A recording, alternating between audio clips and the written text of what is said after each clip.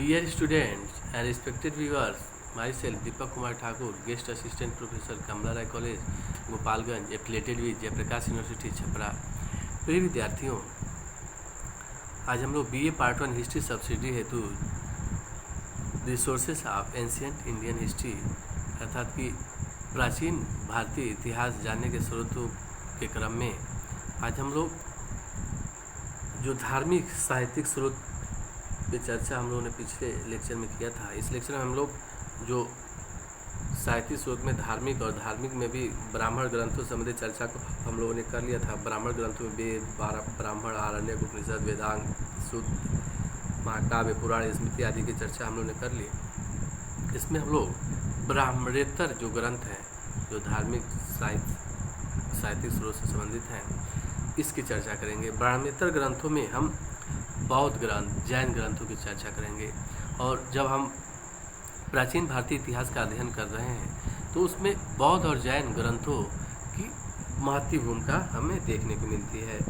तो आइए अब हम संक्षिप्त चर्चा करें और इन ब्राह्मणेतर ग्रंथों में बौद्ध और जैनों के अलावा भी जो ग्रंथ हैं उनको रखा जा सकता है, लेकिन महत्ता की दृष्टि से हम बौद्ध और जैन ग्रंथों को की ही इसमें चर्चा करेंगे।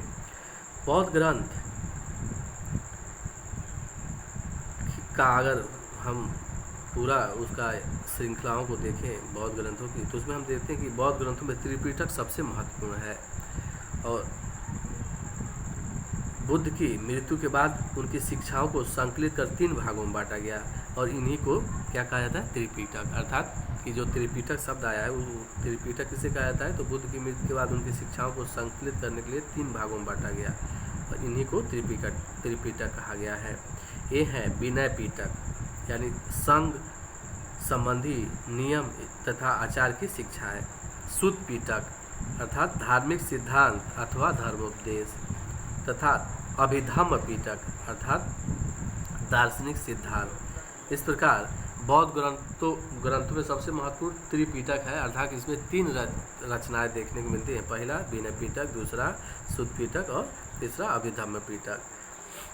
इस तरह इन पिटकों में बौद्ध धर्म से संबंधित और जो प्राचीन समय के कुछ जो सामाजिक, धार्मिक, सांस्कृतिक इत्यादि गतिविधियाँ हैं उनसे संबंधित चर्चाएं हम इसमें पाते हैं। इसके आगे अगर हम देखें तो देखते हैं कि निकाय तथा जातक आदि से भी हमें अनेक ऐतिहासिक सामग्री प्राप्त होती है। पाली भाषा में लिखे गए बौद्ध ग्रंथों को प्रथम शताब्दी ईसा पूर्व का माना जाता है। त्रिपिटकों की सबसे बड़ी विशेषता यह है कि ये बौद्ध संघों के संगठन का पूर्ण विवरण प्रस्तुत करते हैं। निकायों में बौद्ध धर्म के सिद्धांत तथा कहानियों का संग्रह है। जातकों में बुद्ध के पूर्व जन्मों की कहानी है। कुछ जातक ग्रंथों से बुद्ध के समय की राजनीतिक अवस्था का परिचय भी मिलता है। इसके साथ ही साथ ये समाज और सभ्यता के विभिन्न पहलुओं के विषय में महत्वपूर्ण सामग्री प्रदान करते हैं।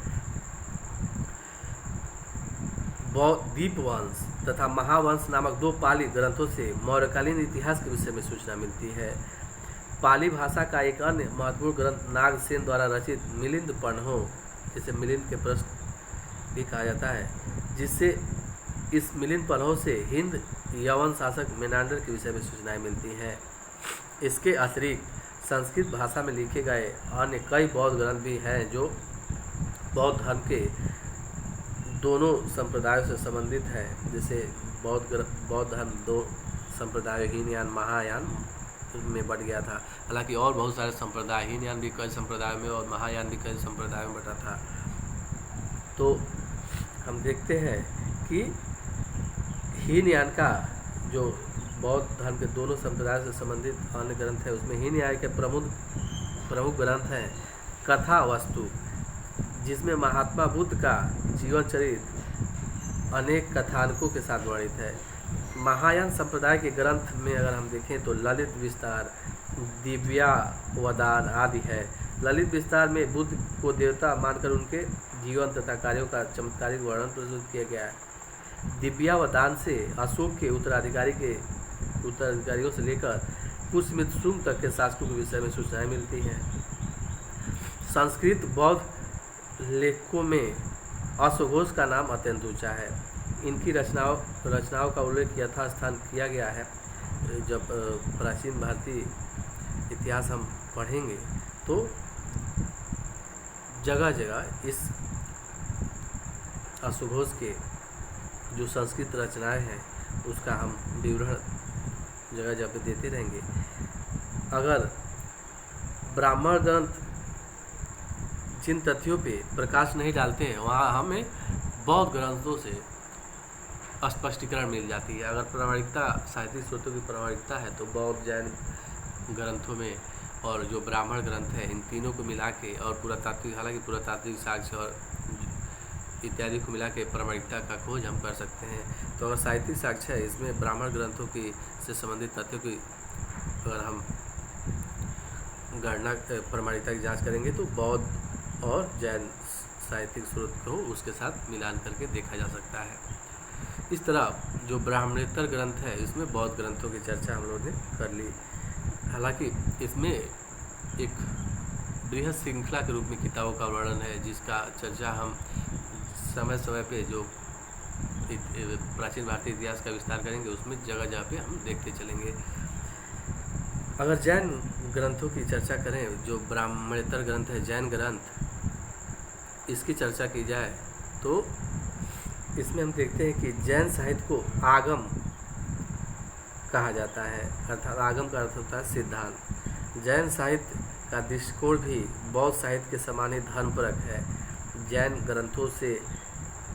ग्रंथों में हम बहुत सारे ग्रंथों की चर्चा कर सकते हैं, जिसमें अगर कुछ प्रमुख ग्रंथों का हम नाम लें तो परिशिष्ट पर्वन, भद्रभाव चरित, आवश्यक सूत्र, आचारांग सूत्र, भगवती सूत्र, कालिका पुराण आदि विशेष रूप से उल्लेखनीय है।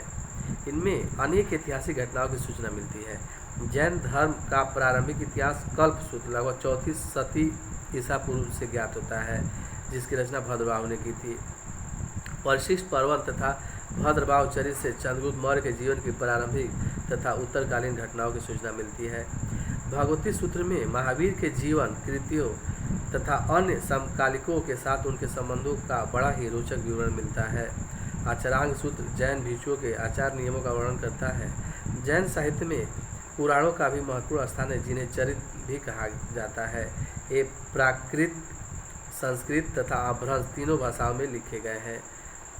इनमें पद्म पुराण, हरिवंश पुराण, आदि पुराण इत्यादि उल्लेखनीय है। जैन पुराणों का समय 6वीं शताब्दी से 16वीं 17वीं शताब्दी तक निर्धारित किया गया है। यद्यपि इनमें मुख्यतः कथाएं दी गई हैं, तथापि इनके अध्ययन से विभिन्न कालों की राजनीतिक, सामाजिक, धार्मिक दशाओं का थोड़ा बहुत ज्ञान प्राप्त होता है।